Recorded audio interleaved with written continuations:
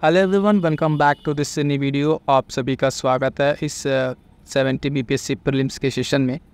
ये सेशन काफ़ी इंपॉर्टेंट होने वाला, साथियों ध्यान दीजिएगा, क्योंकि यहाँ पे जो टॉपिक हम लोग डिस्कस करने वाले हैं, भले आप देखेंगे इसका 70 बीपीएससी का डेट आगे बढ़ गया है, लेकिन ये सारे टॉपिक्स आपके लिए इंपॉर्टेंट हैं। मोस्ट इंपॉर्टेंट टॉपिक है, यहाँ से आपको प्रश्न देखने को मिलेंगे। तो इसमें एक टॉपिक कवर होगा बिहार की जनगणना 2011 वाला।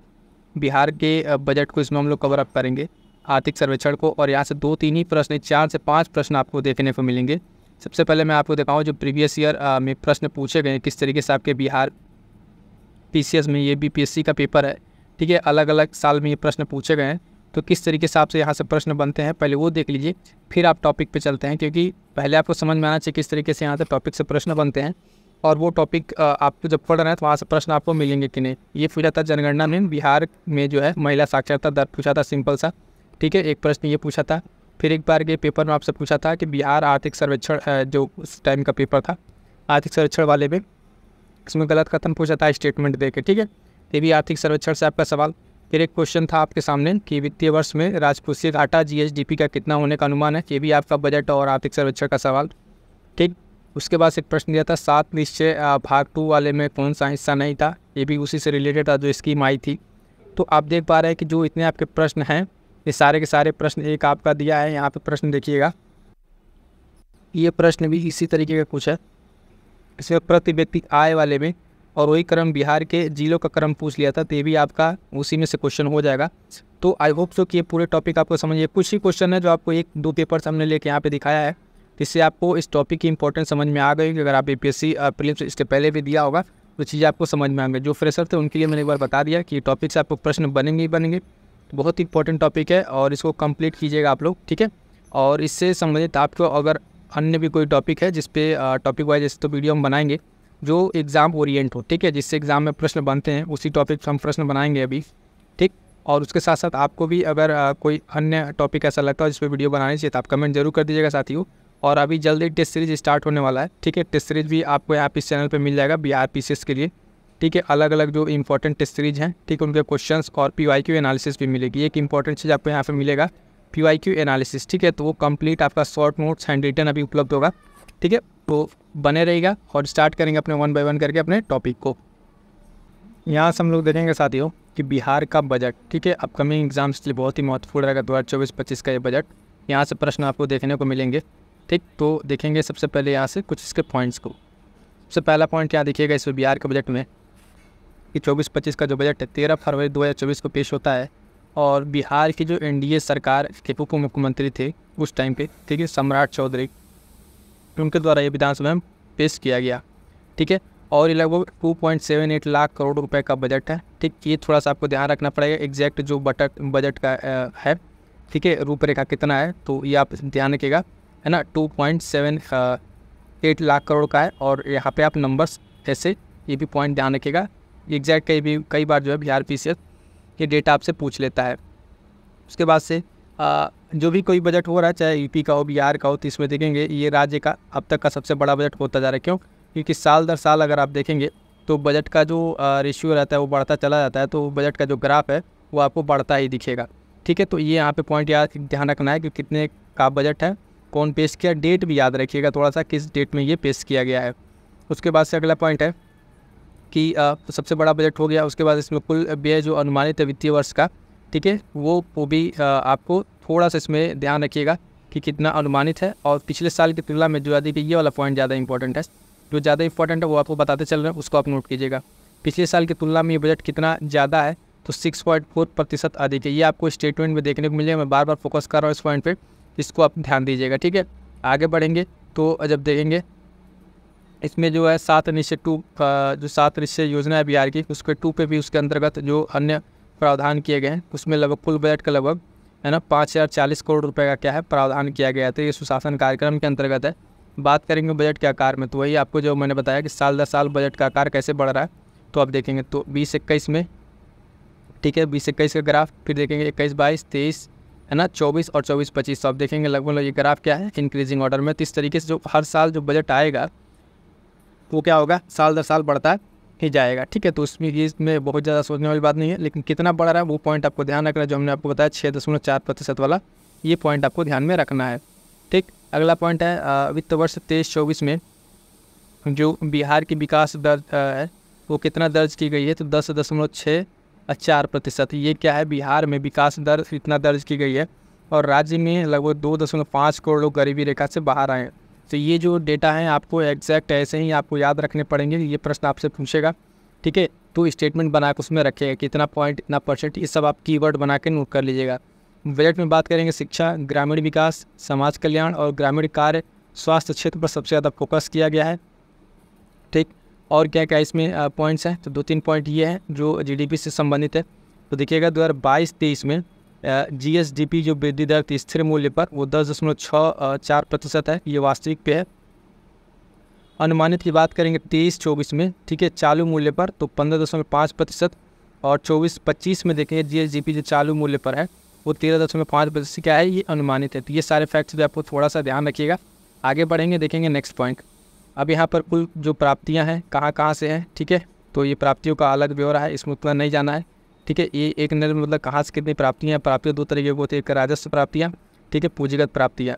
ठीक, ये पॉइंट कहाँ से, तो आप जानते ही हैं कि बजट में जो है अपना राज्य का खुद का अपना टैक्स होता है, फिर केंद्र सरकार से लेता है, और पूंजीगत में आपका उधारी है, ऋण वसूली है, ये सब सारी चीज़ें आएंगी। ठीक, राजस्व बचत और राजकोषीय घाटा, ये दोनों ध्यान रखिएगा। तो जो सबसे इंपॉर्टेंट पॉइंट्स है इसमें ये दो, राजस्व बचत और राजकोषीय घाटा। तो ये देखेंगे 1121 करोड़ के आसपास, और राजकोषीय घाटा जो 29,095। ठीक है, 29,095, ये डेटा भी आप याद रखिएगा, सारा का सारा आप यहीं देख लीजिएगा, करोड़ में है ना। तो ये 2 पॉइंट यहाँ पे आपको ज़्यादा इंपॉर्टेंट है जो ध्यान रखना है। ठीक है, इतने सारे पॉइंट्स याद रखेंगे तो आपके प्रश्न हो जाएंगे, जो भी पीसीएस में प्रीलिम्स से प्रश्न बनते हैं यहाँ से आपके प्रश्न हो जाएंगे। अब देखिएगा कुछ बजट की मुख्य बातें हैं, जिसमें क्या क्या बातें हैं। सकल राज्य जो है घरेलू उत्पाद जीएसडीपी, उसमें क्या किस तरीके से है, तो इसमें भी जो मौजूदा कीमत पर जो दिखाया जा रहा है, ठीक है, राज्य के लिए जीएसडीपी जो है 9,76,514 करोड़, ये अनुमानित है। और पिछले वर्ष की तुलना में वृद्धि कितना है, यही इंपॉर्टेंट है। जो स्टेटमेंट वृद्धि देगा 13.5% दर्शाती है, और उसके बिहार के जीएसडीपी कितने बढ़ने का अनुमान है, 15.5% के हिसाब से जो जीएसडीपी बढ़ने का अनुमान है। आगे बढ़ेंगे, जो पॉइंट देखेंगे प्रति व्यक्ति आय। ठीक है, जीएसडीपी जो है प्रति व्यक्ति आय में क्या है, तो प्रति व्यक्ति आय की जो कीमत है वो अनुमानित लगभग 59,637 के आसपास रुपये में है, और पिछले वर्ष की तुलना में वृद्धि जो है 14%। ये अब जो ऐसा कि बिहार पीछे कह चुका है कि यूपीएससी के पैटर्न पर भी कुछ प्रश्न आ रहेंगे, तो उसमें आपको स्टेटमेंट के तरीके से देखने को मिलेंगे। जो यहाँ पर देखेंगे राष्ट्रीय स्तर पर प्रति व्यक्ति आय है उससे काफ़ी अधिक है। ठीक, उससे काफ़ी अधिक होने का अनुमान ऐसा लगाया जा रहा है। आगे बढ़ेंगे, बेरोजगारी दर की बात करेंगे। तो बेरोजगारी और आवधिक जो श्रम बल सर्वेक्षण है उसमें क्या बताया जा रहा है, तो बिहार के उसमें बताया जा रहा है 3.9% की बेरोजगारी दर, जो राष्ट्रीय स्तर 3.2 से क्या है कहीं अधिक है। अन्य बेरोजगारी के मामले में 15 से 29 वर्ष की जो आयु की बेरोजगारी है 13.9% थी, जो राष्ट्रीय 10% से भी अधिक है। यानी कहीं ना कहीं अगर बिहार में बात करें तो बिहार में बेरोजगारी जो है यहाँ पर राष्ट्रीय स्तर से ज़्यादा देखने को मिल रही है। आगे बढ़िएगा, राजस्व एवं पूंजीगत व्यय में क्या है, राजस्व और पूंजीगत व्यय में, तो इसमें भी वही अनुमानित है। इसमें बहुत ज़्यादा जो पॉइंट्स ध्यान आप नहीं भी रखेंगे तभी काम चल जाएगा। आगे बढ़िएगा, जो इंपॉर्टेंट पॉइंट है उसको देखिए। राजस्व प्राप्तियाँ हैं, ठीक है, राजस्व बचत है, ठीक, प्राप्तियाँ बचत, और ये घाटा, ये वाला पॉइंट फिर से ध्यान दीजिएगा, ये इंपॉर्टेंट रहेगा, मोस्ट इंपॉर्टेंट पॉइंट। तो मैं आपको बता रहा हूँ राजकोषीय घाटा। ठीक, तो वित्तीय वर्ष 24-25 में बताया ना, घाटा कितना, लगभग 29,095.42 करोड़ रुपये का है। इसका परसेंटेज याद रखिए, घरेलू उत्पाद का जो है 2.98% है। ठीक है, ये पॉइंट याद रखेंगे तो यहाँ तक आपका काम चल जाएगा। सीधे सीधे यही पॉइंट पूछेगा आपसे प्रीलिम्स में, तो ये आपको ध्यान रखना होगा। आगे बढ़ेंगे, तो अब क्या है, प्रतिबद्ध आय है, इसमें कितना खर्च होने का अनुमान है, तो वही देखेंगे कितना 92,882 करोड़ रुपये खर्च होने का अनुमान है। और प्राप्तियाँ इसमें भी वही हैं लगभग, अलग अलग कैटेगरी से। फिर आइए देखिए यहाँ पे किस तरीके से राजकोषीय घाटा और राजकोषीय बजट है जो वो वेरी कर रहा है ईयर वाइज, है ना। तो यहाँ पे राजस्व बचत 23-24 और 24-25, इसमें क्या है कि ये आपका कंपेरेटिवली जब स्टेटमेंट का प्रश्न बनेगा वहाँ पे ये पॉइंट आपको काम आएंगे। जीएसडीपी देखेंगे 22-23 में कितना 3.47% का यहाँ पर अनुमानित था राजकोषीय घाटा, 23-24 में जो 8.9% और 24-25 में 2.98%। इसका मतलब है एक बार थोड़ा सा बढ़ा बीच में, फिर आकर फिर जो है घाटा, ये क्या होगा घाटा। ठीक है, तो ये दोनों पॉइंट आपको ध्यान रखना है। राजस्व बचत की अगर बात करें तो ये क्या है, इसमें 0.52% और फिर 24-25 में क्या हो गया 0.11%। ये क्या है, ये अनुमानित है यहाँ पे। ठीक है, इतने सारे पॉइंट्स क्लियर हैं। अब देखिएगा यहाँ पर क्या है, मौजूदा कीमतों पर बिहार की अर्थव्यवस्था, इसके बारे में अगर हम बात करेंगे मौजूदा कीमतों पर बिहार की अर्थव्यवस्था क्या है, तो कृषि क्षेत्र का जो विकास है वो 6.7% के साथ विकास होगा और राज्य की अर्थव्यवस्था जो है वो 25% का योगदान इसमें कर रहा है कृषि। विनिर्माण क्षेत्र की बात करें 6.8% का विकास दर रहेगा और राज्य की अर्थव्यवस्था में 17%। यानी अगर आप बात करें तो ये देखिएगा, ये प्राइमरी सेक्टर, ये सेकेंडरी सेक्टर और ये आपका टर्शियरी सेक्टर। ठीक है, तृतीय क्षेत्र। तो सेवा क्षेत्र जो 13% के विकास के दर के साथ आगे बढ़ रहा है और सर्वाधिक जो 58% का योगदान दे रहा है। ये पॉइंट मोस्ट इंपॉर्टेंट है जो मैं बता रहा हूँ। इतना पॉइंट्स अगर आपको याद रहेंगे तो आपके प्रीलिम्स के प्रश्न यहाँ से हो जाएंगे। ठीक है, इसी में से घूम फिर के स्टेटमेंट बनेगा, फैक्ट बनेगा। ये पॉइंट आपको याद रखना है। ठीक है, बहुत ही महत्वपूर्ण पॉइंट है तीनों, प्राइमरी सेकेंडरी टर्शियरी का। इतना विकास दर है तीनों का, 6.7 प्राथमिक का, 6.8 द्वितीय का और 13% जो है तृतीय का। योगदान कितना दे रहा है ये, तो योगदान देखिएगा इसमें जो है 25% आपका प्राइमरी, 17% द्वितीयक और तृतीयक 58% का योगदान है। राज्य में अगर बात करेंगे रुपया कहाँ से आता है तो वो थोड़ा सा देख लीजिए, जो इसमें टॉप 3 है वो ध्यान रखिएगा। जो राज्य के बजट में जो पैसा आ रहा है उसमें कहाँ से सबसे ज़्यादा आ रहा है, तो केंद्र के जो करों में हिस्सा है उसका अंश लगभग 40.5% है। केंद्र सरकार से सहायता अनुदान 18% के आसपास और राज्य सरकार के राजस्व कर जो है वो 19.47%। ठीक है, टॉप 3 भी अगर इसमें याद रखेंगे तो लॉजिकल ऑर्डर में तो आपको काम चल जाएगा यहाँ से रुपया कहाँ आता है। फिर बाकी ये 3 अन्य देख लीजिएगा। उसके बाद से रुपया कहाँ जाता है राज्य का सबसे ज़्यादा, तो सामाजिक सेवा में जाएगा लगभग 38.89%, सामान्य सेवा, फिर आर्थिक सेवा। तो सामाजिक सेवा ध्यान रखिएगा, इसमें टॉप पे खर्चे हैं राज्य के। ठीक है, टॉप में यही है। सिंपल सा अगर स्टेटमेंट बनेगा तो सबसे ज़्यादा यहीं से उठाक बना लेगा कि राज्य का सबसे ज़्यादा खर्च जो है कहाँ जाता है पैसे का, सामाजिक आर्थिक, कोई एक स्टेटमेंट बन सकता है। तो टॉप 3 का याद रखिएगा क्योंकि अब पैटर्न जो है यूपीएससी के पैटर्न पर बनेगा तो इसी तरीके के प्रश्न आपको देखने को मिलेंगे। आगे बढ़ेंगे। अब देखिए कुछ जो स्कीम्स हैं इंपॉर्टेंट विभाग के अकॉर्डिंग। ठीक है, अब जो विभाग है, ठीक है, डिपार्टमेंट वाइज कितना करोड़ राशि दिया गया है, ये उसका टोटल जो स्कीम का व्यय है वो और प्रतिशत, ये दोनों महत्वपूर्ण रहेगा। जैसे कि मैं आपको पहले बता दूँ इसमें कौन कौन सा सबसे ज़्यादा इंपॉर्टेंट है, वो पॉइंट आपको ध्यान रखना है। यहीं से प्रश्न बनेंगे। ठीक है, प्रश्न यहीं से बनेंगे बजट के, है ना। 2-3 पॉइंट उधर बताएं वो, और ये यही से प्रश्न आपको देखने को मिलते हैं। तो इसमें पहला पॉइंट देखिएगा, शिक्षा विभाग आपको देखना है, स्वास्थ्य विभाग, उसके बाद से शिक्षा स्वास्थ्य, 2 मोस्ट इंपॉर्टेंट। उसके बाद से एक देख लीजिएगा आप इसमें कौन सा, ये वाला समाज कल्याण विभाग। ठीक, और एक और इम्पोर्टेंट नीचे है इधर आपका कृषि। ठीक है, कृषि विभाग को लेके।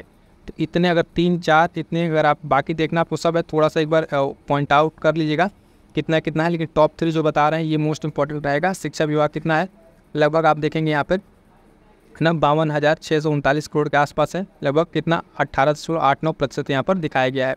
स्वास्थ्य विभाग, ठीक है, 14,932 करोड़ रुपए के आसपास है, 5.3% के आसपास। बाकी इसकी लिस्ट लंबी है, उतना आपको ध्यान रखने की जरूरत नहीं है, लेकिन जो 2-3 बता रहे हैं वो आपको ध्यान रखना है। ये 2 मोस्ट इंपॉर्टेंट है। और एक नीचे आपको हमने बताया कृषि वाला। ठीक, कृषि वाला भी ध्यान दीजिए। कृषि कहाँ गया, ये कृषि विभाग आपका है ना, लगभग सीधा 3600 करोड़ के आसपास, 1.29%। ठीक है, आगे बढ़ेगा। खेल विभाग भी अगर देखना चाहें तो देख लीजिएगा। खेल विभाग के लिए तो लगभग 183 करोड़ के आसपास है, ये बहुत इसका परसेंटेज कम है। ठीक है, और इसको एक बार आप देखना चाहें तो इसको एक बार स्क्रीनशॉट लेके यहाँ से देख लीजिएगा। जो मैंने बता दिया है इंपॉर्टेंट वही है, उतना देख लेंगे, काम चल जाएगा। अब यहाँ पे देखिए जो इंपॉर्टेंट तथ्य बनेंगे बजट से रिलेटेड, वो आपको ये जो यहाँ के सारे स्टेटमेंट है आपको क्या रखना है, एकदम रट जाना है। क्या करना है, रट जाना। मैं फिर से कह रहा हूँ, एकदम रट जाइएगा, कहीं से इस पर आए प्रश्न तो गलत ना हो। पहला देखिएगा पॉइंट क्या कह रहा है इसमें, 2024-25 में राजकोषीय घाटा जीएसडीपी का कितना रहने का अनुमान है, तो बताया गया कितना 2.98%। ठीक है, 2.98% रहने का अनुमान है। मोस्ट इंपॉर्टेंट मैंने बताया है। राष्ट्रीय जो बचत है जीएसडीपी का 0.1% रहने का अनुमान है। 22-23 में बिहार का जीएसडीपी वृद्धि दर कितना था, 10.64%। कब का है ये, 22-23 का बता रहा है। बिहार सरकार ने 7 निश्चय 2 के लिए कितने रुपए खर्च करने के बताया, 5,040 करोड़ के रुपए आवंटित किए हैं। ये मोस्ट इंपॉर्टेंट मैंने आपको बता ही दिया है। समग्र शिक्षा अभियान के लिए बात करेंगे, 14,596 करोड़ आवंटित। मनरेगा के लिए ध्यान दीजिएगा, मनरेगा वाला पॉइंट भी इसमें देखिएगा, चर्चा में रहा है मनरेगा। ठीक, आगे बढ़ेंगे और कौन कौन से स्कीम पे। राष्ट्रीय स्वास्थ्य मिशन जो है उसके लिए आप देखेंगे, है ना, 3620 करोड़ रुपए का आवंटन है। प्रधानमंत्री जो आवास योजना है शहरी वाला, उसके लिए 2103 करोड़ के आसपास। स्मार्ट सिटी मिशन के लिए 640 करोड़ रुपए। प्रधानमंत्री ग्राम सड़क योजना के लिए 2071 करोड़ रुपए ये आवंटित है। तो ये जो इंपॉर्टेंट है इसको आप ऐसे ग्राफ बना के, पॉइंट टेबल बना के आप ऐसे नोट कर लीजिएगा। यहाँ से प्रश्न आपको देखने को मिल जाएंगे। अगला पॉइंट है, कह रहा है प्रधानमंत्री ग्राम सड़क हो गया, स्मार्ट सिटी हो गया, स्टूडेंट क्रेडिट कार्ड योजना, ये थोड़ा चर्चा में रहा है। स्टूडेंट क्रेडिट कार्ड योजना, इसके लिए 700 करोड़ रुपये का प्रावधान है। और क्या बताया गया है, 89 ITI, ठीक है, ITI जो हैं उनको सेंटर ऑफ एक्सीलेंस बना देगा। ये मोस्ट इंपॉर्टेंट, इसको भी लगाइए, ठीक है। कितने हैं ये नंबर याद रखिएगा, 89 ITI को सेंटर ऑफ एक्सीलेंस बनाया जाएगा। उसके साथ साथ 400 इलेक्ट्रिक बसों का संचालन होगा। कितने, 400 इलेक्ट्रिक बसों का संचालन होगा। 2025 तक 100% स्मार्ट मीटर लगाने का लक्ष्य रखा गया। ये लक्ष्य याद रखिएगा, ईयर 2025, क्या 2025 ईयर याद रखिएगा। यहाँ से आपको देखने को प्रश्न मिलेंगे।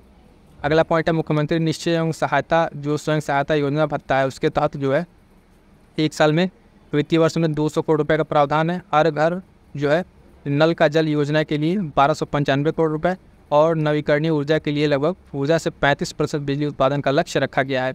तो फिर से बता दूं साथियों, बजट से संबंधित जो आपको हमने इतने पॉइंट्स बताए, ऊपर आपको सारे के सारे पॉइंट्स यहाँ से स्टार्ट किया बजट, जो टू द पॉइंट इंपॉर्टेंट था पूरी मैगजीन में, जहाँ से प्रश्न बनेंगे PYQ एनालिसिस करने के बाद मैं आपको बता रहा हूँ, ठीक है। कंप्लीट PYQ एनालिसिस कहाँ से प्रश्न बने हैं वो चीज़ आपको मैं बता दिया हूँ। लास्ट के पॉइंट्स में बता दिए। इतने पॉइंट्स अगर आप रट जाएंगे तो यहाँ पर आपको कोई भी टेस्ट सीरीज लगाएंगे तभी आपको प्रश्न देखने को मिलेगा, और साथ साथ फाइनल एग्जाम में आपको प्रश्न देखने को मिल जाएगा। तो ये था, यहाँ तक आपका क्या होगा, कंप्लीट जो है बजट जो है बिहार का कंप्लीट हो जाता है। क्लियर है।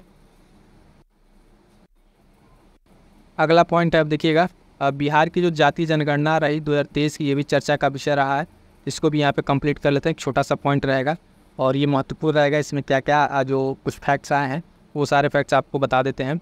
तो देखेंगे स्टार्टिंग इसकी कहाँ से हुई। सबसे पहले देखिए बिहार का जो जाति सर्वेक्षण 2023, इसमें जो है ध्यान दीजिएगा 2 अक्टूबर 2023 को महात्मा गांधी की 154वीं जयंती पर इसको बिहार में स्टार्ट किया गया। उस समय का डेवलपमेंट जो कमिश्नर थे वो विवेक सिंह ने इसको क्या किया, इसके आंकड़े जारी किए थे और बिहार विधानसभा के लिए 2019 में प्रस्ताव पारित किया गया था इस चीज़ को करने के लिए, ठीक। इसमें देखेंगे टोटल क्या है जो हमारे लिए इंपॉर्टेंट रहेगा। कुल परिवारों की संख्या स्किप कीजिए। राज्य में कुल जनसंख्या पहले देखिए, ये इंपॉर्टेंट है, 13,07,25,310, ये इंपॉर्टेंट रहेगा। राज्य की कुल जनसंख्या है ना 13 करोड़ के आसपास है, 13.7 लाख करोड़, ठीक है। तो ये ध्यान देंगे। और इसमें जो बिहार में जाति आधारित जनगणना 2 चरणों में पूरी की गई, ठीक। पहला चरण और दूसरा चरण, ये थोड़ा सा देख लिए कब कब स्टार्ट हुआ। पहला चरण आपका देखेंगे जनवरी 23 में स्टार्ट हुआ, दूसरा चरण अप्रैल 23 में भी स्टार्ट हुआ। इसमें क्या है, पहले वाले में इसमें राज्य के सभी घरों की संख्या को गिना गया और दूसरे वाले में क्या किया गया, दूसरे चरण में आप देखेंगे इसमें किया गया, दूसरे चरण घर में रहने वाले व्यक्ति और उनकी जाति, उपजाति और बाकी चीज़ों की जानकारी एकत्र की गई। तो पहले चरण में घर गिने गए, दूसरे चरण में उनके बारे में बाकी इन्फॉर्मेशन ली गई। अगला पॉइंट है इसमें कि दूसरे चरण का जब इसमें स्टार्ट हो गया 80% लगभग काम, तो पटना हाई कोर्ट ने उसके बाद से 4 मई 2023 को जातिगत जनगणना को रोक लगा दी थी। फिर बाद में इसके बाद इसको खारिज कर दिया गया। इसके बाद जो पुराना काम था उसको कंप्लीट कर लिया गया था। बस इसमें बीच में थोड़ा सा डिस्टर्बेंस हुआ था, कोर्ट आया था तो रोक लगाई थी। अब यहाँ पे जो पूरा बिहार का जातिगत जनगणना आया, इसमें क्या क्या पॉइंट्स निकल कर आए हैं। तो बिहार की जातिगत जनगणना के अनुसार राज्य की कुल आबादी में अत्यंत पिछड़ा वर्ग का प्रतिशत जो है सर्वाधिक है, ठीक है। तो ये ध्यान दीजिएगा, सबसे ज़्यादा कौन है, अत्यंत पिछड़ा वर्ग है। और बिहार सरकार की जारी सूचियों के अनुसार राज्य में कुल जातियों की संख्या लगभग 214 है। यानी बिहार राज्य में आपकी कंप्लीट कितनी जातियाँ हैं, लगभग 214 जातियाँ हैं। और बिहार जनगणना जो 2023 के कुल 6 धर्म शामिल थे। इसमें जो जातिगत जनगणना 23 में कितने धर्म हैं, 6 धर्म शामिल। अभी उनका परसेंटेज भी देखेंगे और जातिगत हम लोग आंकड़ा भी देखेंगे।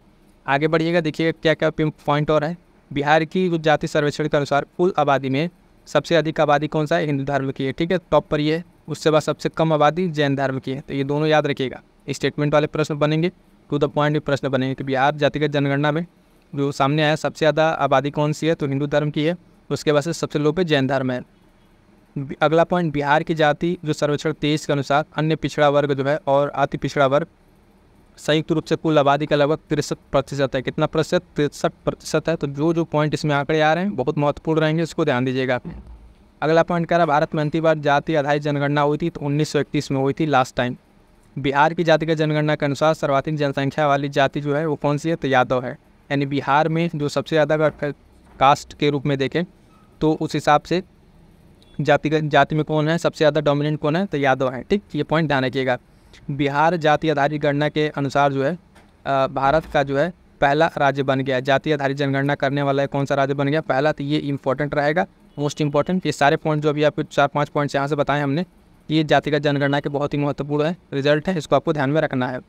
तो यही है यहाँ पे जो प्रतिशत है आप देखेंगे, पिछड़ा वर्ग, अति पिछड़ा वर्ग, अनुसूचित, ठीक है, सामान्य वर्ग, है ना। तो कुल जनसंख्या से नहीं मतलब परसेंटेज याद रखिएगा। पिछड़ा वर्ग 27 है ना, और अति पिछड़ा 36, अनुसूचित आपका 19%। ये सारे पॉइंट्स आपको ध्यान में रखने हैं। जातिगत वही आई बात, जो जातिगत अब परसेंटेज की बात करेंगे तो यादव टॉप पर हैं, ठीक है, लगभग 14.26% के आसपास। उसके बाद से दूसरे पे हैं रविदास, ठीक है, मोची करके, कुशवाहा, है ना, ब्राह्मण और राजपूत। टॉप 5 याद रखिएगा, टॉप 5 आप याद रखिएगा जो जातिगत जनगणना में है, ठीक है।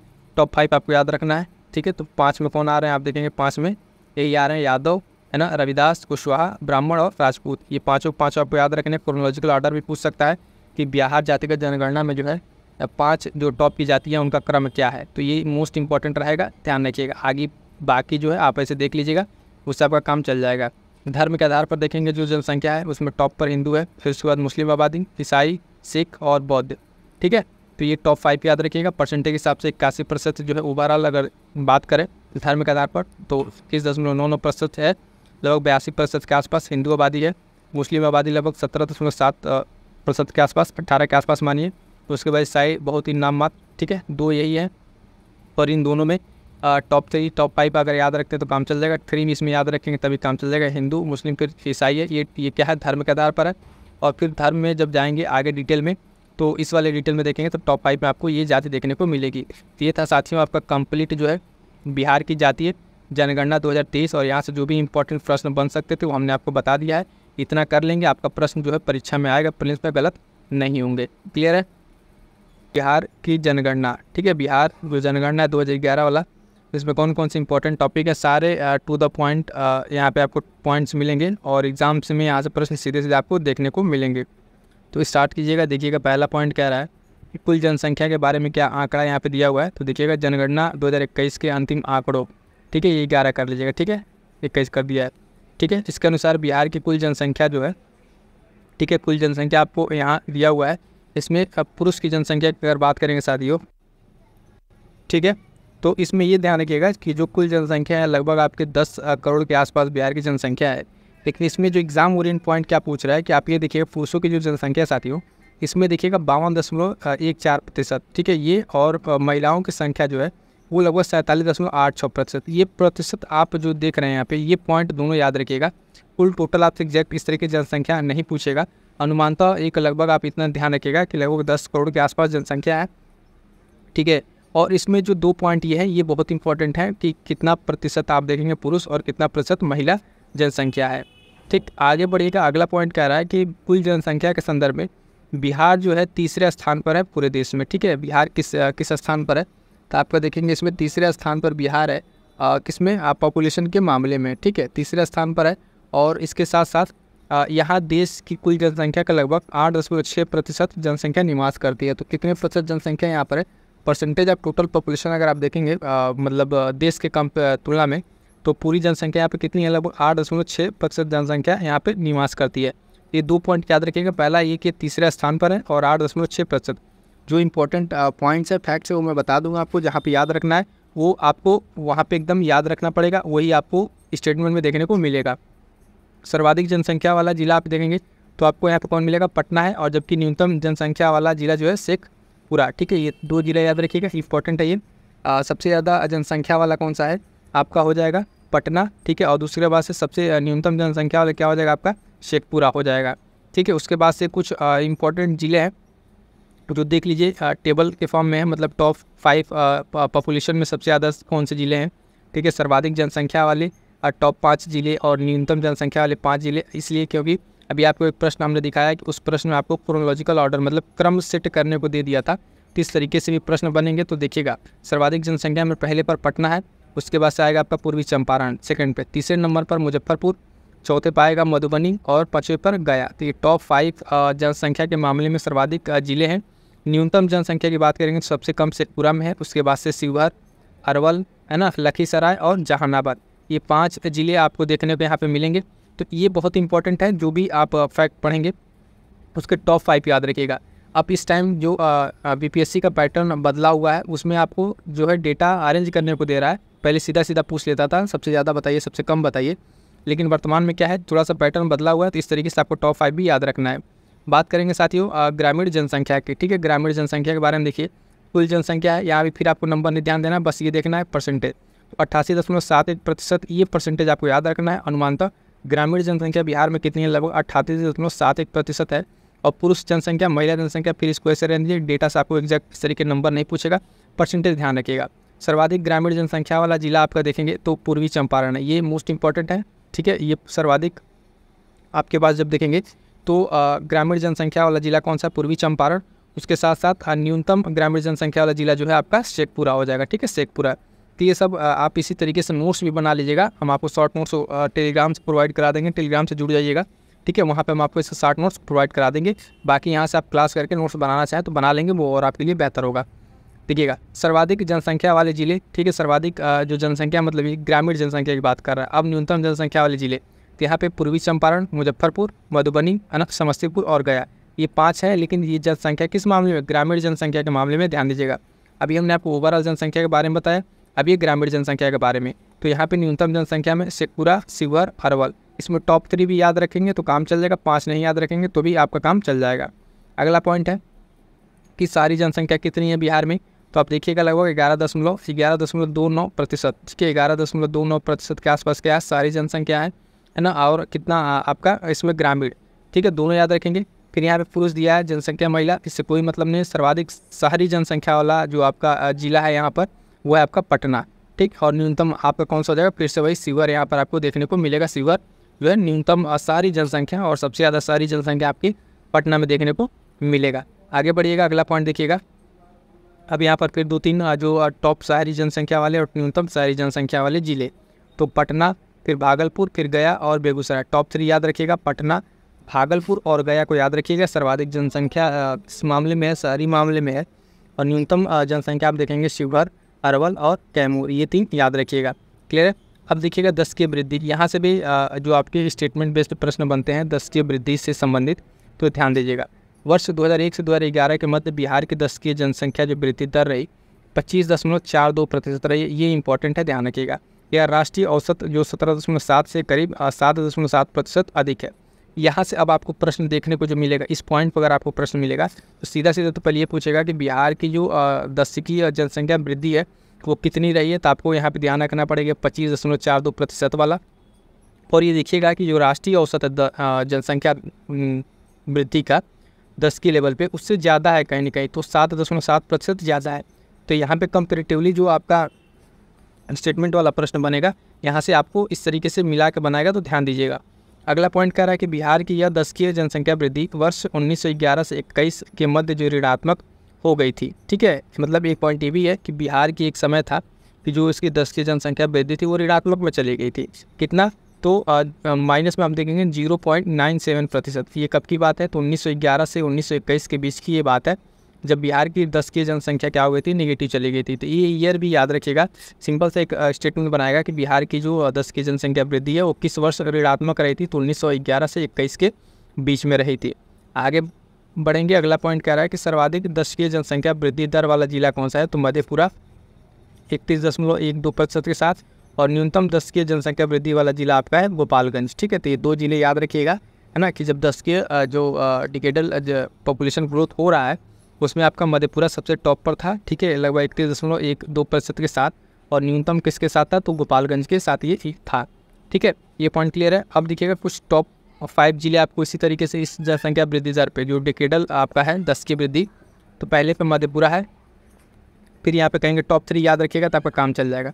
मधेपुरा, किशनगंज और अररिया, ठीक है, ये टॉप पे डिकेडल वाले में है। और न्यूनतम में गोपालगंज, अरवल और दरभंगा, ये 3 जिले याद रखिएगा, ठीक है। यहाँ पे जो 3 जिले याद रखेंगे, इनके परसेंटेज नहीं भी याद रखेंगे तो काम चलेगा, बट नाम याद रखिएगा कौन कौन से जिले हैं। और पहले और ये इसका जो टॉप पे है उसका आप परसेंटेज भी ध्यान रखिएगा, 31.12% डिकेडल यहाँ पे ग्रोथ रेट थी। अगला पॉइंट है जनसंख्या घनत्व, तो मोस्ट इंपॉर्टेंट है ये पॉइंट, यहाँ से प्रश्न भी देखने को मिलते हैं। बिहार का जनघनत्व जो है 2011 की जनगणना के अनुसार 1106 है। यह बहुराष्ट्रीय जनघनत्व जो 382 से 724 अंक अधिक है। यह देश का सर्वाधिक सघन बसा हुआ राज्य है, यानी टॉप अगर आप देखेंगे सबसे ज़्यादा पॉपुलेटेड अगर देखेंगे, ठीक है, तो आपको क्या मिलेगा यहाँ पर, आपको बिहार में देखने को मिलेगा। तो सबसे ज़्यादा अगर पूछे कि जनघनत्व वाला भारत का राज्य कौन सा है, तो आपका अपना ये बिहार ही होगा। ठीक है, बिहार सबसे ज़्यादा पॉपुलेटेड जो जनघनत्व के मामले में देखेंगे, पॉपुलेशन के मामले में नहीं, जनघनत्व या कि मतलब जो 1 किलोमीटर में कितने लोग रह रहे हैं, कितनी डेंसिटी है, कितने मतलब होता है ना आबादी, कितनी घनी आबादी है, उस मामले में आप देखेंगे बिहार क्या है, पहले पर है। तो ये ध्यान रखिएगा कितना है यहाँ पर, 1106 है, ये पॉइंट भी याद रखिएगा। अब देखिएगा कुछ टॉप जो ज़िले हैं, जो ज़िले आपके हैं, है ना, सर्वाधिक जनघनत्व वाले ज़िले, न्यूनतम जो जनघनत्व वाले, सबसे टॉप पर कौन ज़िला है, तो शिवहर आपका है, जिसमें लगभग जनसंख्या घनत्व 1880 के आसपास है। सबसे पॉपुलेटेड मतलब जनघनत्व के मामले में शिवहर है, उसके बाद से पटना आएगा। ये वाला पॉइंट इंपॉर्टेंट है, ध्यान दीजिएगा, यहाँ पे गलती होने के चांसेस रहेंगे, क्योंकि आप देखिएगा यहाँ पर जो पॉइंट है, आपको लगेगा कि हाँ पटना सबसे ज़्यादा डेंसली होगा, लेकिन नहीं, यहाँ पे सबसे ज़्यादा आप देखेंगे डेंसिटी के मामले में आपका पटना 9 होके क्या है, आपका शिवहर है। ठीक है, तो ये मोस्ट इंपॉर्टेंट पॉइंट है, यहाँ गलती होने के चांसेस रहते हैं, ध्यान दीजिएगा। उसके बाद इधर क्या है, न्यूनतम वाले में कैमूर है बाबुआ। ठीक है, कैमूर जिला आप लोग देखेंगे, यहाँ पे न्यूनतम जनघनत्व है। ठीक, फिर से वही टॉप 5 देख लीजिएगा, यहाँ पे टॉप में शिवहर, पटना, दरभंगा, वैशाली और बेगूसराय। उसके बाद इधर जो न्यूनतम में कौन कौन सा है, तो कैमूर, उसके बाद से जमुई, बांका और पश्चिमी चंपारण और रोहतास। ठीक है, ये जिले आपके क्या हैं, न्यूनतम जनघनत्व वाले हैं, लेकिन ये हम सबसे ज़्यादा फोकस करेंगे, आपको बताएंगे कि ये ध्यान रखिएगा, शिवहर है सबसे ज़्यादा जनघनत्व में, पटना नहीं है। क्लियर है यहाँ तक। अगला पॉइंट है लिंगानुपात। लिंगानुपात क्या है, इसमें क्या है, तो लिंगानुपात में यहाँ पे जो पॉइंट है देखिएगा, 2011 की जनगणना के अनुसार अंतिम आंकड़े जो थे, बिहार का जो लिंगानुपात है 918 है, 918 ध्यान रखिएगा, ये इंपॉर्टेंट है, ये डेटा आपको याद रखना है। जबकि ये राष्ट्रीय औसत से 943 से 25 कम है। और सर्वाधिक लिंगानुपात वाला जो जिला है आपका गोपालगंज है, और न्यूनतम कौन सा है, मुंगेर का है। फिर उसी पैटर्न पर हम आगे बढ़ेंगे और टॉप वाला देखने के बाद से फिर उसके बाद से क्या देखेंगे, टॉप 5 जिले भी देखेंगे। तो ध्यान रखिएगा लिंगानुपात बिहार का कितना है, 918 है। इसके साथ साथ हम आपको शिशु लिंगानुपात वही बताते हैं, जो शिशु लिंगानुपात कितना है बिहार का। पहले इसमें टॉप 5 जिला देखिए, तो देखिएगा सर्वाधिक लिंगानुपात वाले में क्या है साथियों, टॉप जिले में पहले पे गोपालगंज, फिर सिवान, सारण और किशनगंज। ठीक है, गोपालगंज याद रखिए कितना है, तो 1021 के आसपास है। ठीक है, ये ध्यान रखिएगा। और न्यूनतम में जब आप देखिएगा तो आपको मिलेगा मुंगेर, है ना, भागलपुर, खगड़िया और शिवहर। तो मुंगेर का 876 के आसपास है, तो ये न्यूनतम है। तो जो बिहार का आप देख लिए यहाँ पे लिंगानुपात 918, और टॉप में गोपालगंज, न्यूनतम में मुंगेर, और बाकी टॉप 3 भी देख लिया। उसके बाद से आप यहाँ पे एक देख लीजिए शिशु लिंगानुपात कितना है, ये भी देख लीजिएगा। तो शिशु लिंगानुपात आप देखेंगे यहाँ पे जो चाइल्ड सेक्स रेशियो है, ये क्या है कि बिहार का शिशु लिंगानुपात 935 है, ये पॉइंट याद रखें, 935, जबकि राष्ट्रीय लेवल पर 919 है। तो उससे 16 देखिए, तो यहाँ पे कुछ बेहतर है, राष्ट्रीय स्तर से अगर तुलना की जाए तो यहाँ पर ये बेहतर है। सर्वाधिक शिशु लिंगानुपात वाला जिला आपका किशनगंज है, और न्यूनतम कहाँ पर है, तो न्यूनतम आपका वैशाली में है, 904। ये भी पॉइंट आपको याद रखें, टू द पॉइंट आपको इसका नोट्स बनाइएगा, है ना। और नोट्स ना बना पाएँ तो फिर यहाँ से आप टेलीग्राम ज्वाइन कीजिएगा, बहुत जल्द वहाँ पर आपको नोट्स अपडेट कर दिया जाएगा। शिशु लिंगानुपात 935, ठीक है, बिहार का, और राष्ट्रीय स्तर पर 919। सबसे टॉप पे कौन है, किशनगंज है, और न्यूनतम वैशाली है। ठीक है, आगे बढ़ते हैं। अब देखते हैं साक्षरता दर। ठीक, अगला पॉइंट क्या है, साक्षरता दर। इंपॉर्टेंट ये भी है, साक्षरता दर से आपको प्रश्न देखने को मिलेंगे। यहाँ से किस किस पॉइंट से कैसे प्रश्न बनते हैं ये भी देखिएगा। तो पहला पॉइंट कह रहा है कि जनगणना 2011 के अंतिम आंकड़े के अनुसार आप देखेंगे बिहार की साक्षरता दर कितनी है, 61.80%। ठीक है, 61.80% क्या है यहाँ पे लिटरेसी रेट आपको देखने को मिलेगी, है ना, ये आपको ध्यान रखना है। और इसमें पुरुष कितना है, महिला कितना है, तो पुरुष की साक्षरता दर जो है 71.2% और महिला कितनी है, 51.5%। कितना है, 51.5%। ये तीनों डेटा आपको एकदम रटे होने चाहिए। स्टेटमेंट में आए, कंपेरिजन करने के लिए आए, ठीक है ना। उसमें आपको आंकड़े ही आपको ध्यान रखने हैं, क्योंकि कई बार अभी जो प्रश्न ऊपर पूछा था उसमें सीधे सीधे आपको ये महिला साक्षरता दर पूछा हुआ था। अभी जो हमने प्रश्न आपको दिखाया था बीपीएससी प्रीलिम्स का ही, उसमें ये पूछा हुआ था। ठीक है, तो ध्यान दीजिएगा। टोटल साक्षरता दर कितनी है, 61.8% है ना। पुरुष की कितनी है, 71.2 और महिला 51.5। तो ये फैक्ट भी आपको ध्यान रखना है। आगे बढ़ेंगे और साक्षरता दर के मामले में कुछ अन्य फैक्ट देखेंगे। तो देखेंगे सर्वाधिक साक्षरता दर कहाँ की है, तो टॉप पर अगर आप देखेंगे लिटरेसी रेट में तो आपका रोहतास है लगभग 73.37% के साथ, यानी साक्षरता में सबसे ज़्यादा टॉप पर जिला कौन है? रोहतास। न्यूनतम कहाँ का है? तो पूर्णिया का है 51% के आसपास, ठीक है। और फिर उसके बाद से 2 पॉइंट है, ठीक, पुरुष और महिला का, ठीक। इसमें साक्षरता में 6 पॉइंट बनेंगे। पहला आपने बिहार का देख लिया साक्षरता, ओवरऑल देखा पुरुष की साक्षरता दर कितनी है, महिला कितनी है, ठीक। उसके बाद से जिला ओवरऑल में देखेंगे कि किस जिले में जो है सर्वाधिक साक्षरता और न्यूनतम किस जिले में। अब हम पॉइंट कवर कर रहे हैं कि सर्वाधिक पुरुष साक्षरता वाला जिला कौन सा है, तो रोहतास फिर से, और न्यूनतम पुरुष साक्षरता वाला पूर्णिया। तो यहाँ पे सेम है, ठीक है। बदलेगा शायद आपके अगला वाले में। महिला साक्षरता दर टॉप वाले में रोहतास फिर से अपनी जगह पर है, लेकिन महिला में जो न्यूनतम है वो सहरसा का है। कहाँ पर है? आप देखेंगे सहरसा का है, किसका? बाई उससे देखेंगे फीमेल के लिए, तो आपका यहाँ पर क्या हो जाएगा? सहरसा हो जाएगा, ठीक है। तो बाकी आप अगर ये वाला पॉइंट याद रखें, सर्वाधिक साक्षरता रोहतास, तो ये दिखेगा यम और एफ बना दे रहे, मेल फीमेल में भी यही है, ठीक है। न्यूनतम साक्षरता दर में आपका, ठीक है, टोटल में आपका फीमेल है, लेकिन आप देखेंगे न्यूनतम महिला साक्षरता दर में सहरसा आपको देखने को मिलेगा। ये डिस्ट्रिक्ट वाइज आप देखेंगे महिला का अगर सिर्फ देखेंगे तो, ठीक। अगला पॉइंट कह रहा है कि राष्ट्रीय स्तर पर बिहार पुरुष तथा महिला साक्षरता दोनों के संदर्भ में सबसे निचले पायदान पर। ये थोड़ा सा बिहार के लिए सोच की बात है, क्योंकि बाकी सारे स्टेट इससे ऊपर हैं और सबसे निचले पायदान पर अपना बिहार ही है। यहाँ पर देखेंगे तो इसमें पुरुष और महिला साक्षरता में सबसे लोएस्ट पायदान पर है। बिहार की महिला साक्षरता दर 2001 में जो है 33.57% थी, ये थोड़ा सा ध्यान रखना है। उसके बाद से बढ़ा कितना है, तो बहुत ज़्यादा उसमें इंप्रूवमेंट देखने को नहीं मिला है, ठीक है, पिछले उससे कंपेरेटिवली अगर देखें तो, ठीक। आगे बढ़िएगा, सर्वाधिक साक्षरता दर, ठीक है, और न्यूनतम साक्षरता दर, सर्वाधिक और न्यूनतम साक्षरता दर के बारे में अगर बात करेंगे साथियों, तो टॉप पर वही रोहतास, फिर पटना, भोजपुर, मुंगेर और औरंगाबाद। ये ओवरऑल में ज़िले हैं और ये मिनिमम में ज़िले हैं। तो न्यूनतम में पूर्णिया, सीतामढ़ी, कटिहार, मधेपुरा और सहरसा, ये क्या है आपके? तो आप देखिएगा यहाँ पर ये आपके न्यूनतम साक्षरता वाले ज़िले हैं, ठीक है। तो ये टॉप 5 आपको याद रखने पड़ेंगे। इसमें आपको साक्षरता दर के और न्यूनतम वाले में टॉप 5 आपको याद रखने ही पड़ेंगे। आगे बढ़ेंगे, देखेंगे ये शिशु जनसंख्या, ठीक है, चाइल्ड पॉपुलेशन का क्या हाल है 0 से 6 वर्ष में। तो वर्ष 2011 की जनगणना के अनुसार बिहार की जो शिशु जनसंख्या है, फिर यहाँ पे नंबर उतना नहीं ध्यान रखना है, बालक और बालिकाओं की संख्या नंबर समय नहीं ध्यान रखना है। जो पॉइंट याद रखना है वो देखिएगा कि जनसंख्या के सर्वाधिक जनसंख्या वाला जिला आपका पूर्वी चंपारण है और न्यूनतम में कौन सा आपका जिला? शेखपुरा है, ठीक है। तो ये सारे आप एक फ्लो चार्ट के माध्यम से जरूर बना लीजिएगा, ताकि आपका ऐसे मेल फीमेल, ठीक है, पुरुष महिला बना के बनाइएगा कितना कितना है, डिस्ट्रिक्ट वाइज बना रहे हैं, ठीक है, टॉप पर बना रहे हैं, लोएस्ट बना रहे हैं, मैक्सिमम बना रहे हैं। तो इस तरीके से अगर आप पॉइंट अब बनाएंगे तो आपका सारा का सारा पॉइंट क्या होगा, इसमें कवर अप हो जाएगा, ठीक। आगे बढ़ते हैं, ये शिशु लिंग अनुपात हो गया। अनुसूचित जाति के बारे में देखते हैं क्या डेटा है, तो ये थोड़े से इंपॉर्टेंट रहेंगे। अनुसूचित जाति और अनुसूचित जनजाति के बारे में बिहार में पहला है अनुसूचित जाति। इसमें क्या है, इसमें जो आंकड़े हैं, जाति की कुल संख्या इतनी है, इसको छोड़िए। राज्य की कुल जनसंख्या का लगभग कितना प्रतिशत है, परसेंटेज में ध्यान रखना है, 15.9% है, ठीक है, 15.9% है, ये ध्यान रखना है। इसमें पुरुष इतने हैं, महिला इतना, छोड़िए इसको। सर्वाधिक में अब देखिए कौन जिले हैं और न्यूनतम में कौन जिले हैं। तो सर्वाधिक जनसंख्या वाला जिला कौन सा है? गया है आपका। अनुसूचित जाति के बारे में अगर देखें सबसे टॉप पर जिला कौन है, तो गया। न्यूनतम में आप देखेंगे शिवहर है। और जनसंख्या प्रतिशत के मामले में देखेंगे और न्यूनतम प्रतिशत में तो गया, शहर और किशनगंज इसमें बदल जाएगा, ठीक है। परसेंटेज के मामले में और पॉपुलेशन के मामले में दोनों अलग हैं, ठीक है। तो टॉप पर तो दोनों में आपका गया ही है, लेकिन न्यूनतम वाले में शिवहर और किशनगंज ये बदल रहे हैं। ये दोनों पॉइंट आप ध्यान रखिएगा। आगे बढ़ेंगे, देखेंगे अगला पॉइंट, अनुसूचित जनजाति। इसमें क्या कह रहा है, कुल अनुसूचित जाति जो जनजाति है संख्या इतनी है, राज्य की कुल जनसंख्या का 13% है। कितना? 13%। ये पॉइंट याद रखिएगा।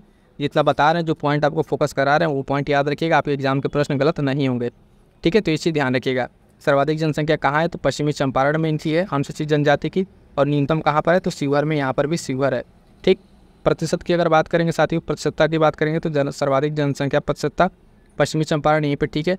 और न्यूनतम में आप देखेंगे औरंगाबाद, खगड़िया, समस्तीपुर, ये सब जिलों में क्या है, यहाँ पे मिनिमम है, ठीक। और धार्मिक जनगणना की बात कर लेते हैं। अभी एक और आगे इंपॉर्टेंट टॉपिक अभी आपको देखने को मिलेगा, जो जातीय जनगणना हाल फिलहाल में हुई है, जातीय जनगणना 23 की, उसके बारे में हम लोग बात करेंगे क्योंकि वो भी इंपॉर्टेंट टॉपिक रहेगा, तो देखिएगा उसको भी, ठीक है। धार्मिक जनगणना 2011 के अनुसार क्या क्या आंकड़े हैं, तो देखिएगा यह राज्य की कुल आबादी का लगभग कौन सा हिंदू धर्म को मानने वाले व्यक्तियों की संख्या सर्वाधिक इस राज्य में, ठीक है। इनकी जो संख्या लगभग 82.69% के आसपास है। और बाकी अन्य जनसंख्या में कौन कौन से जातियाँ हैं उनको आंकड़े को देख लीजिए। धार्मिक जनगणना आंकड़े, हिंदू की बात की जाए तो सर्वाधिक 82% के आसपास, 82.69%। उसके बाद से दूसरे नंबर पर कौन जाती है यहाँ पे, तो मुस्लिम आबादी है 16.87%। ईसाई, ठीक है, 0 पॉइंट में, ठीक है, चला गया। बौद्ध इस पॉइंट में, सिख, जैन और अन्य, और जिनका उल्लेख नहीं है वो भी लगभग कुछ पॉइंट में है। तो 2 याद रखिएगा, ठीक है। हिंदू और मुस्लिम का यहाँ पॉपुलेशन रेशियो, ये स्टेटमेंट आपसे पूछ लिया जाएगा। 82.69% हिंदू और 16.87% क्या है यहाँ पे मुस्लिम आबादी है। उसके बाद से कुछ यहाँ पे अन्य पॉइंट, जो पॉइंट इंपॉर्टेंट है उनसे, बिहार में सर्वप्रथम जनगणना 1872 में हुई थी, जबकि नियमित जनगणना जो 1881 से आरंभ हुई थी। तो यानी जो देश वाला जनगणना स्टार्ट हुआ तो उसी के साथ बिहार में भी स्टार्ट हुआ था। 2011 के जनगणना के अनुसार जो कुल जनसंख्या की बात करें तो 8.6% आबादी जो है निवास करती है, और 2001 में की बात करें तो 8.7% थी। बिहार की जीवन जो प्रत्याशा है, औसत आयु है, वो 68.9 वर्ष है, ठीक है। तो ये पॉइंट आपको यहाँ तक क्लियर हो जाना चाहिए। ये तीनों पॉइंट बहुत ही महत्वपूर्ण है। यहाँ से प्रश्न बन चुके हैं। 1872 से स्टार्ट हुई, रेगुलर आपको 81 में स्टार्ट हो रही है ना। और कुल जनसंख्या 8.6% तभी है 11 के अनुसार। और यहाँ की बिहार की जो लाइफ एक्सपेक्टेंसी, जो जीवन प्रत्याशा है, वो आपका 68.9 वर्ष है, ठीक है। तो ये सारे पॉइंट्स आपको आई होप सो क्लियर हो गए हैं। तो यहाँ तक जो है साथियों हम लोग बिहार की जनगणना की बात करें, जो जनगणना 2011 यहाँ तक क्या हो गया हमारा कंप्लीट हो जाता है। क्लियर है। ये मैं बताऊँ कि देखेंगे यूपी पीसीएस के लिए करंट अफेयर, ये करंट अफेयर कंप्लीट महामैराथन है आपका, जनवरी से लेके अगस्त तक का, ठीक है। कंप्लीट इसमें 500 से ज़्यादा इंपॉर्टेंट क्वेश्चन कवर अप है, और उसके साथ साथ इन्वायरमेंट की कंप्लीट एक वीडियोज़ आ गई है, ठीक है। इसको जाकर आप कंप्लीट एक वीडियो में आप इसको कंप्लीट कीजिए फटाफट से, ये भी वीडियो आने वाला है। और जो आ गया है उसमें देखेंगे कि एनसीएंट का आपका कंप्लीट आया हुआ है। इसमें क्या है कि कंप्लीट रिवीजन आपको एक वीडियो मिल जाएगा। तो इस तरीके से यहाँ से आप इस चैनल के माध्यम से जुड़ के रिवीजन अपने कीजिए। तो उसके साथ साथ जनवरी के कुछ important current affair test series के माध्यम से इसको कंप्लीट कराया जा रहा है, ठीक है। एक सेशन ये चल रहा है, ठीक है। बाकी देखेंगे फुल लेंथ टेस्ट सीरीज चल रही है, और ये बहुत महत्वपूर्ण कुछ अलग से सेशन है जो आपके लिए बहुत ही महत्वपूर्ण है। जैसे संविधान संशोधन से परीक्षा में प्रश्न आता है, तो इस तरह की वीडियोज़ भी चैनल पर अवेलेबल है, ठीक है। Uttar Pradesh budget special complete करा दिया गया है, जहाँ से आपको 2 से 3 प्रश्न देखने को मिलेंगे। मोस्ट इंपॉर्टेंट डिसीजन होने वाला है, और एक बहुत ही इंपॉर्टेंट वीडियो आने वाली सरकारी योजनाओं को लेकर, ठीक है। तो ये सब सारी चीज़ें रहेंगी। फटाफट से आप जुड़ जाइए और यहाँ से जुड़िए। उसके साथ साथ आप देखेंगे पीडीएफ के लिए क्या कीजिए, टेलीग्राम से जुड़िए, यहाँ से चीज़ें आपको अपडेट मिलती रहेंगी। और इतनी सब चीज़ों को अपने साथ कीजिए। और अंततः मैं एक चीज़ कहना चाहूँगा, अपनी तैयारी पे विश्वास रखिए। आपने जो पढ़ा है वहीं से चीज़ें आएंगी, ठीक है। रिवाइज़ करते रहिएगा, ठीक है। रिवाइज़ करते रहिएगा, बार बार चीज़ों को पढ़िए, रिवाइज़ कीजिए। जो चीज़ छूट गया उसको छोड़िए, बाकी जितना पढ़ा उसको रिवाइज़ कीजिए, अच्छे से तैयार कीजिए, और सीसेट पे खास कर ध्यान रखिएगा। मिलते हैं किसी नेक्स्ट वीडियो में, तब तक के लिए thank you so much. Further आपके कोई कमेंट्स वगैरह रहते हैं तो आप कमेंट करके ज़रूर बता दीजिएगा।